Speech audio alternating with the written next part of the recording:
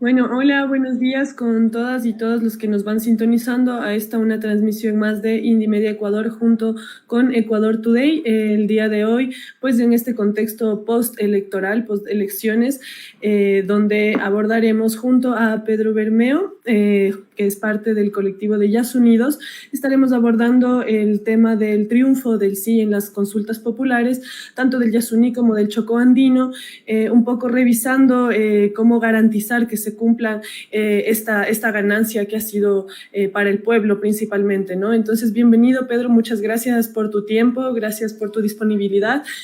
Pues puedes presentarte con nuestra audiencia. Hola, muchísimas gracias por el espacio. Yo soy Pedro Bermeo, soy vocero del colectivo Yas Unidos. Listo, muchas gracias también por tu tiempo y tu espacio.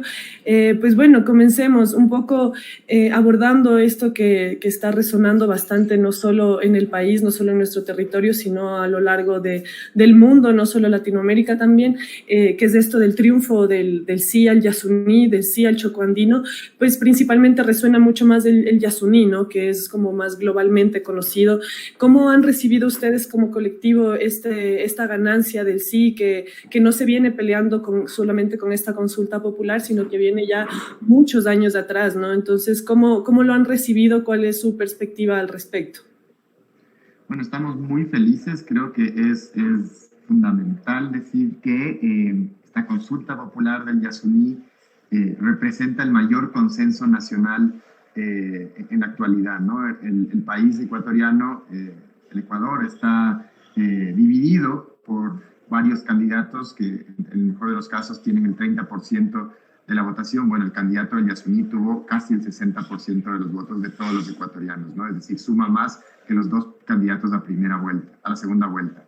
Esto nos demuestra que las y los ecuatorianos tienen una amplia claridad sobre la importancia de la naturaleza en sus vidas, sobre la importancia de la naturaleza incluso en sus economías, ¿no? Recordemos que fue una campaña sumamente sucia, donde los grandes medios de comunicación, conjuntamente con las élites, con el gobierno de Lazo, con el gobierno de Correa, digamos, con el ex gobierno de Correa y muchas otras figuras políticas hicieron una campaña sucia en contra de la consulta popular del Yasuní, es decir, sacaron unas cifras falaces, ¿no? En donde nos decían que si se deja de explotar el Yasuní se iban a perder 1.200 millones, que el Perú iba a ser, que si no extraemos nosotros el petróleo, el Perú iba a explotarlo el Perú, lo cual es imposible porque no existe la técnica en el planeta para hacerlo desde tan distancia, ¿no es cierto? Entre muchas otras mentiras que se utilizaron para confundir a la ciudadanía. Creo que es una victoria porque justamente a pesar de todo eso, obtuvimos el 60% de los votos, ¿no? Creo que es una victoria gigantesca, además, si tomamos en cuenta que no somos un partido político quienes promovimos el sí, que no somos una organización que tiene una estructura gigantesca a nivel nacional, sino que somos personas de a pie que nos organizamos colectivamente entre muchas organizaciones sociales, entre la Confederación de Nacionalidades Indígenas, la Confeñae, la Ecuarunari, la CONAICE, la NAHUE, y muchas otras organizaciones de ecologistas, ambientalistas, organizaciones que defienden los derechos humanos, la Alianza de Derechos Humanos, entre muchos otros colectivos que se unieron a esta causa para decirle sí a la vida, sí al Yasuní y promover la importancia del Yasuní. Creo que es en sí una victoria gigantesca por esta razón. Sí, así es. Creo que eso se ha sentido en el país, como en medio de este ambiente, de esta coyuntura de tanta zozobra, de tanta desesperanza por toda la crisis que estamos viviendo, que se la puede sentir en el aire, ¿no? Como realmente esto es como una ventana muy clara de esperanza también, ¿no? De que realmente nos permitimos la dicha, nos permitimos la victoria de asumir sí, esta ganancia para nosotras y nosotros, ¿no? No solo nosotras como personas, sino pues para los territorios, los animales y la biodiversidad en general, ¿no? En ese mismo sentido, ¿cómo perciben de aquí en adelante el horizonte de acción, ¿no? Sabiendo que lo que, como mencionaba ayer en la rueda de prensa una compañera, que todas estas luchas que finalmente también pues encajan en las urnas, en las elecciones, siempre toca luego peleárselas para garantizar que se mantenga, que se cumpla la exigencia del pueblo, ¿no? ¿Cuál sería este horizonte de acción de aquí en adelante? Bueno, es tal cual así como lo dijimos ayer en la rueda de prensa, ¿no? La lucha no se acaba hoy. Sabemos que no podemos confiar en las instituciones del Estado que una y otra vez han vulnerado. De hecho, esta misma consulta popular en distintos momentos durante estos 10 años, ¿no?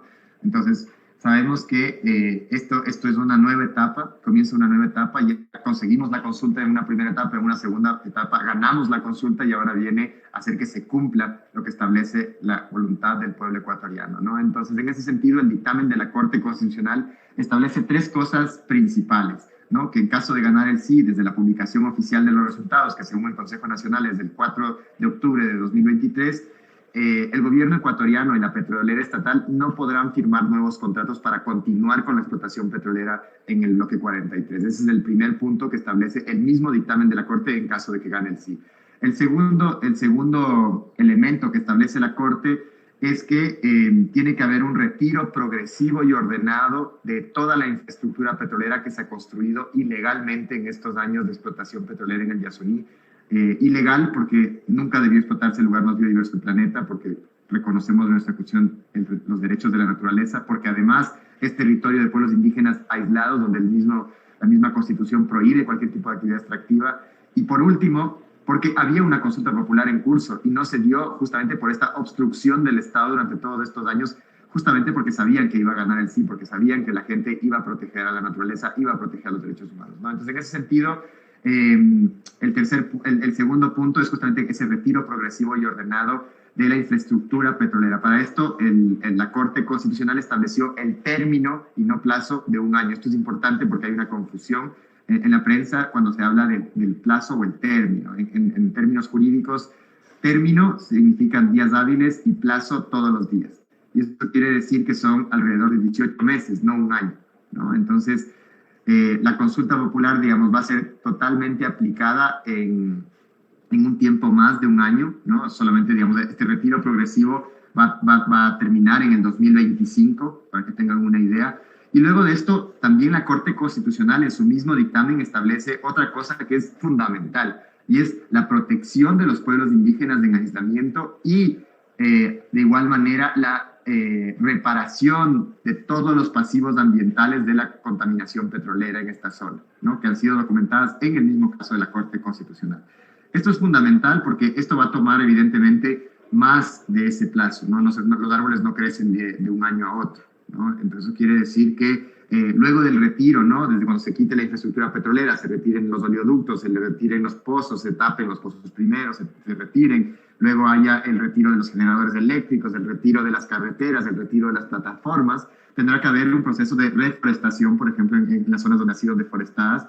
En otro caso, con especies nativas, es importante aclarar. Y además de eso, tiene que haber un proceso de remediación donde ha habido, por ejemplo, derrames, ¿no? Según los informes que te decía que se presentaron a la Corte por el mismo Ministerio de Derechos Humanos, dice que el agua de Ixtingo está altamente contaminada. Y esa agua es justamente la que toman los pueblos indígenas en aislamiento, por ejemplo, ¿no? Entonces, tiene que haber un proceso de remediación justamente para evitar que siga ampliándose esa contaminación en esta zona. Esos son las cosas que, digamos, estableció la Corte, esos 3 puntos estableció la Corte Constitucional en su dictamen y que deben ser de obligatorio cumplimiento. Esto es importante, ¿no? No es que esta consulta popular puede el siguiente gobernante de turno, digamos, no tomarla en cuenta, ¿no? Si no lo hace, puede ser destituido.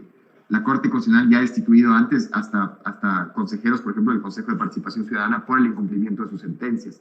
Por lo tanto, una decisión ratificada en las urnas, como es justamente esta consulta popular, sería un motivo muy fácil para destituir a cualquier dignatario, a cualquier funcionario público que las incumpla. Y nosotros justamente estaremos vigilantes de que eso suceda, ¿no? No solamente nosotros, sino que invitamos a todo el pueblo ecuatoriano que le dijo sí a la vida, que nos acompañe en este proceso de, básicamente, veeduría ciudadana para dar cumplimiento a lo que se estableció en las urnas de este 20 de agosto. Sí, así es. Creo que aprovechar para hacer una llamada todas las poblaciones a lo largo del país para proteger esta decisión que se ha tomado, que se ha ratificado, como tú bien dices, en las urnas y que se debe fortalecer también por fuera, ¿no? Por los procesos también comunitarios y asamblearios, incluso tanto urbanos como en los territorios, ¿no? ¿Quiénes, una pregunta que se me hace ahorita, ¿quiénes tendrían que estar a cargo de esta remediación con los pueblos afectados por sería el Estado o las empresas o en conjunto? Y asimismo, pues, de esta reforestación, ¿no? Bueno, hay que entender que el bloque 43 está concesionado a la empresa petrolera estatal. Y esto es importante porque una de las grandes mentiras que también se dijo es que iban a haber indemnizaciones internacionales, como si estaría concesionado a una empresa, una transnacional extranjera, por ejemplo. Eso no sucede. Justamente la Corte Constitucional, de hecho, por eso estableció este término que mencionaba antes, para que todos los contratos de servicios incluso que hay terminen sin que haya una afectación en ese sentido, ¿no? Entonces, quien tiene que encargarse de la digamos, del retiro progresivo es todo el Estado, ¿no? Pero principalmente la petrolera estatal y el Ministerio del Ambiente en el caso de la remediación. Justamente el Estado tiene que coordinar entre todas sus instancias para dar cumplimiento con la voluntad popular. Y como digo, ese Estado también somos las de los ecuatorianos y tenemos que estar vigilantes a que se cumpla lo establecido en este histórico día 20 de agosto en las urnas. Sí, así es. Y en el caso de quien sea quien gane, ¿no? ¿Cómo se plantean estas exigencias? Porque, por ejemplo, Luisa González explícitamente ella llamaba a votar por el no, ¿no? En el caso de Noboa no tengo muy claro cuál era su postura, pero entendería que obviamente no tendría problema con acceder a la explotación no solo petrolera, sino extractivista en general, bajo estas lógicas empresariales, ¿no? En ese sentido, ¿cómo se plantea como las exigencias? Un poco lo que ya nos has estado diciendo, pero ya aterrizándolo un poco más, ¿no? Como en estas políticas que siempre van a buscarse esos vacíos legales para jugarnos sucio, a pesar de que ya está establecido, ¿no? No sé si tal vez lo han analizado un poco. Claro, bueno, a ver, primero decir que el colectivo de Unidos es un colectivo totalmente apartidista, es decir, no vamos a apoyar a ni uno ni a otro de los candidatos. Ellos tienen que respetar la voluntad popular porque si no, sí nos encargaremos de que sean destituidos, ¿no? Eso sí es importante decirles a estos candidatos que tendrán que cumplir con lo que se estableció en el mandato de las urnas, ¿no? Hacerlo, lo contrario sería demostrar que son antidemocráticos, ¿no? Porque la voluntad del pueblo ecuatoriano ya fue expresada en las urnas. Lo que cabría es justamente que estos candidatos a la presidencia primero expongan, ¿no?, a la ciudadanía cuál es su posición clara sobre este resultado de la consulta popular. Es decir, ya escuchamos previamente las posiciones que tenían antes del debate, ¿no? Y ahora podemos ya saber cuál es el resultado de esa consulta y cómo piensa el pueblo ecuatoriano, como te decía, cuál es el mayor consenso nacional, ¿no? En ese sentido, ellos tendrán que justamente establecer un plan para dar cumplimiento con ese resultado, ¿no? Lo obvio es que puedan hacer un plan concreto que nos diga cuándo, cómo y dónde van a cumplir con el dictamen de la Corte, es decir, ya especificar claramente cómo se va a dar cumplimiento al dictamen de la Corte y que justamente eso sea en coordinación con los promotores de la consulta popular, pero también con los pueblos de nacionalidades que habitan en la zona, con el movimiento indígena que también ha estado, digamos, resistiéndose al embate petrolero durante todos estos años, durante los últimos 50 años, ¿no? Creo que son cosas que se tienen que tomar en cuenta para analizar también hacia dónde van a votar las y los ecuatorianos. Esperamos que así lo hagan ambos candidatos que tengan una posición clara. Y también creo que es fundamental que les digan a los ecuatorianos de cómo van a reemplazar el supuesto déficit económico del que se hablaba, ¿no? Que nosotros siempre hemos dicho que es muchísimo menor al que nos intentaron engañar, ¿no es cierto?, en las cifras, y presentamos más de 10 alternativas distintas en donde no se afecta al pueblo ecuatoriano. Creo que eso es fundamental. Nosotros en ningún momento dijimos que se quiten los subsidios a los combustibles fósiles sin una política, por ejemplo, que busque que no exista un impacto a la población más vulnerable. Es decir, por ejemplo, en cuanto a los combustibles fósiles, lo que nosotros dijimos es, nosotros no quitamos los subsidios, lo que hacemos es reducir el consumo. ¿Cómo reducimos el consumo? Con una política de electrificación del transporte público. Con una política de electrificación del transporte público de en 3 años podríamos reemplazar totalmente los ingresos del ITT, y no solamente reemplazarlos, sino que tener a largo plazo, ¿no? Porque recordemos que el petróleo se acaba, es un recurso no renovable, mientras que justamente esta propuesta, por ejemplo, nos ahorraría un gran subsidio y al mismo tiempo nos permitiría tener aire limpio en las ciudades, entre muchos otros beneficios, ¿no? También hemos planteado, nuestra principal propuesta es la justicia fiscal, pero como digo, la justicia fiscal no se enfoca en cobrar los impuestos a todos los ecuatorianos, sino específicamente que se les cobren los impuestos de las personas que se les están descontando los impuestos. ¿Qué quiere decir esto? En el Ecuador hay unos subsidios que se conocen como los combustibles fósiles, por ejemplo, pero hay otros subsidios de los que nadie habla, que son los subsidios a los grupos económicos más ricos del país. El Ecuador les exonera, el gobierno ecuatoriano desde hace muchos años, le viene exonerando cada vez más impuestos a los más ricos, es decir, los impuestos de la renta, por ejemplo. Hay grupos económicos que no pagan el impuesto de la renta o pagan muchísimo menos por un supuesto incentivo, ¿no? Con el nombre de incentivo. En vez de decir subsidio, lo ponen incentivo. Según el SRI, las cifras oficiales dicen que son 6.300 millones de dólares lo que se subsidia cada año a los grupos económicos, como te digo, más ricos del país. Si nosotros tan solo reducimos el 10% de esos subsidios al grupo económico más rico del país, no a todos los ecuatorianos, hay algunos subsidios que evidentemente pueden beneficiar a más personas, pero si nosotros solamente reducimos el que es a los más ricos a los grupos económicos más ricos, lo tendríamos 4 veces lo que sale del ITT. También de la misma manera cobrando las deudas que hay en el SRI, y eso también es importante decirlo, los mismos candidatos que estaban a la presidencia tienen deudas con el SRI, no pagan sus impuestos, y pagar los impuestos justamente que se deben al fisco sería una alternativa para cubrir de manera muchísimo más amplia lo que sale del ITT, ¿no? De igual manera hemos planteado una serie de alternativas vinculadas con la bioeconomía, con la investigación, con el turismo comunitario, con la medicina ancestral y muchísimas otras cosas más que hay como hacer justamente con la selva si se la conserva, si no se la destruye, si se usa sus servicios ambientales, ¿no es cierto? Entonces hay muchas alternativas. Lo que nosotros creemos que en este momento es importante es que las y los candidatos que pasan a segunda vuelta nos digan cuáles van a ser sus alternativas, qué es lo que van a hacer en el futuro, ¿no? Creo que eso es lo que todos los ecuatorianos queremos. Así es, hacer un llamado justamente a tener estas claridades como dentro del horizonte de lo que se nos viene, porque sí, es innegable que estamos ante una crisis no solo económica, sino política, social, realmente muy cruda, como nunca, creo que nunca antes, sin precedentes en la historia del Ecuador, y realmente con sí, el Yasuní es como decía antes, pues una ventana de esperanza a que realmente las cosas se puedan reestructurar también con estas propuestas. Justo ya lo abordaste, estaba por preguntarte porque estaba circulando por ahí estas como varias ideas alternativas a la explotación del Yasuní y desmintiendo sobre todo, porque hay que nombrar las cosas como son, que a la final era una desinformación de los medios masivos, ¿no?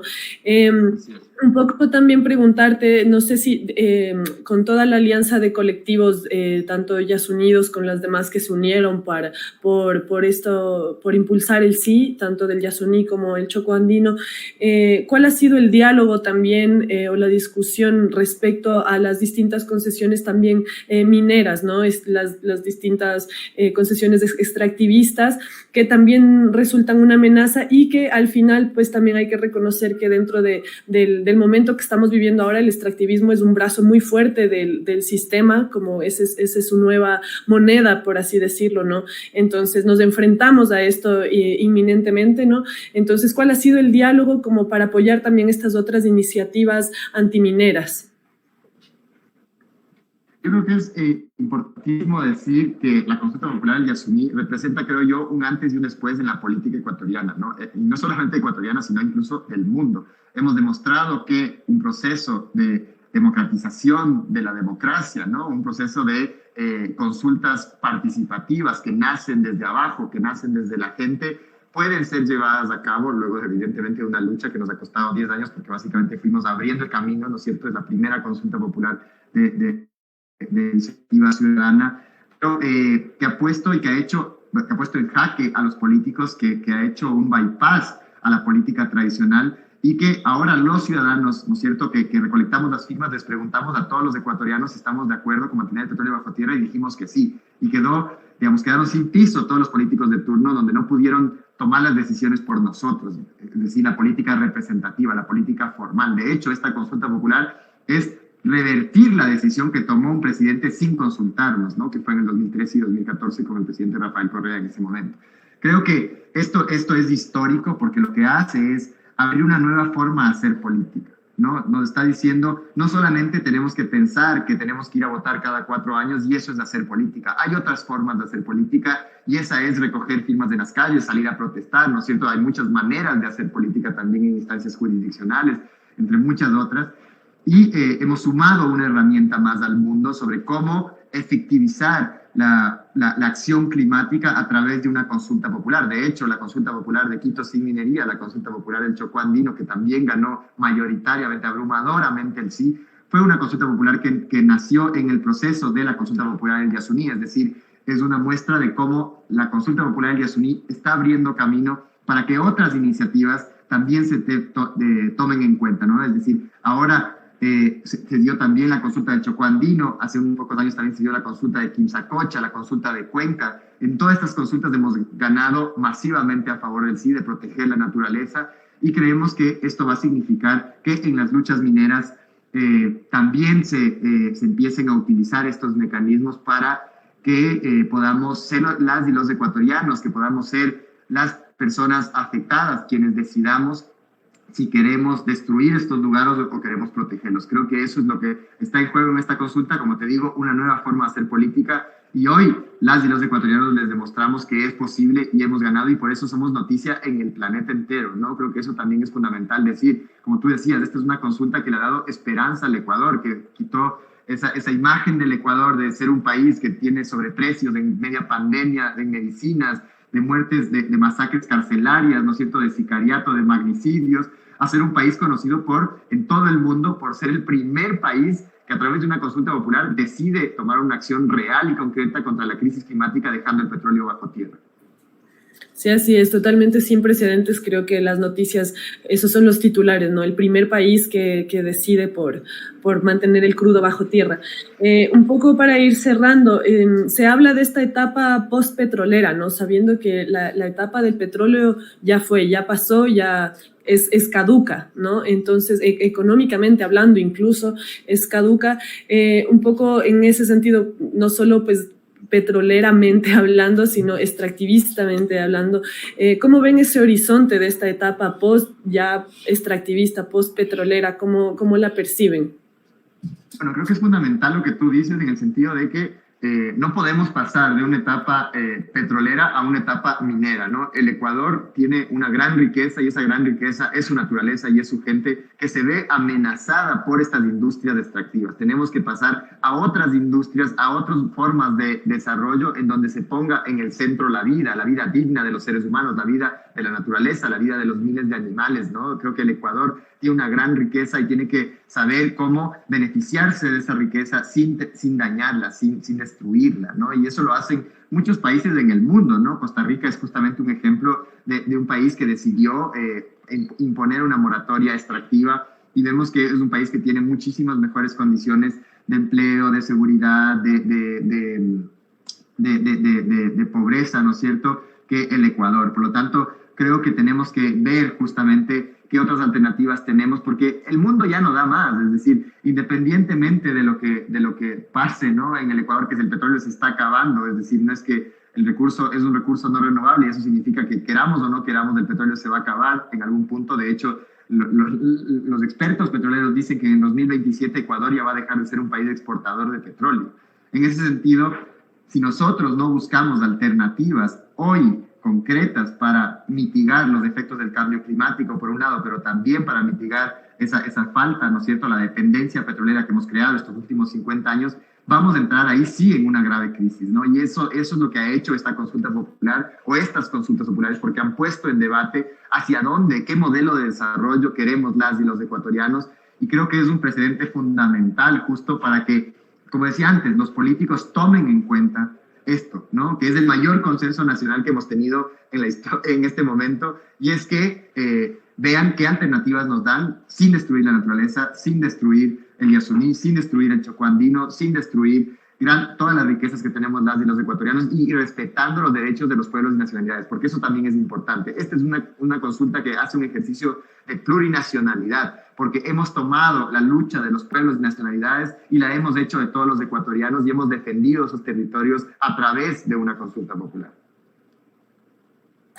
Así es, ratificar justamente como dices, pues que los políticos lo tomen en cuenta y asimismo pues fortalecer también el tejido social, los tejidos organizativos, populares, para que en el caso de que de alguna vulnerabilidad, pues que no nos tome, como se dice vulgarmente, con los pantalones abajo, ¿no? Que podamos realmente reaccionar y no permitir que se vulneren nuestros derechos como están acostumbrados los políticos de turno también, ¿no? Pues eso sería todo. Muchas gracias, Pedro, por tu tiempo, por tus palabras. Realmente creo que es importante seguir profundizando en esto ahora que se va acabando un poco el furor del triunfo del sí o de las elecciones en general, ¿no? Un poco seguir reafirmándonos en lo que estamos conversando ahora para que no se pierda de vista el horizonte de lo que tenemos que seguir sosteniendo, construyendo también a futuro, incluso para las futuras generaciones, ¿no? Así que pues eso, no sé si tienes unas últimas palabras para nuestra audiencia. Sí, decirles que tenemos que estar vigilantes, tenemos que dar cumplimiento, digamos que obligar a los políticos a dar cumplimiento y como tú decías, ¿no? Que lo más importante es seguir construyendo ese tejido social, es el campo popular organizado el que puede cambiar realmente a este país. No podemos seguir confiando en los políticos, no podemos seguir esperando que otros hagan la política. Tenemos que todas las y los ecuatorianos hacer política, y eso es justamente lo que ha hecho esta consulta popular y que esperamos que se replique masivamente en todas partes y que tengamos una democracia participativa, que dejemos atrás la democracia representativa que tanto daño le ha hecho al mundo y más bien busquemos una democracia comunitaria, una democracia participativa en la que todas y todos decidamos. Así es, muchas gracias, Pedro, y la lucha por la vida sigue, ¿no? Así es, ahí estaremos. Ahí estaremos. Muchas gracias. Gracias a todas las personas que nos sintonizaron. Esto fue una transmisión más de Indymedia Ecuador y Ecuador Today. Nos estaremos viendo en la próxima. Hasta luego.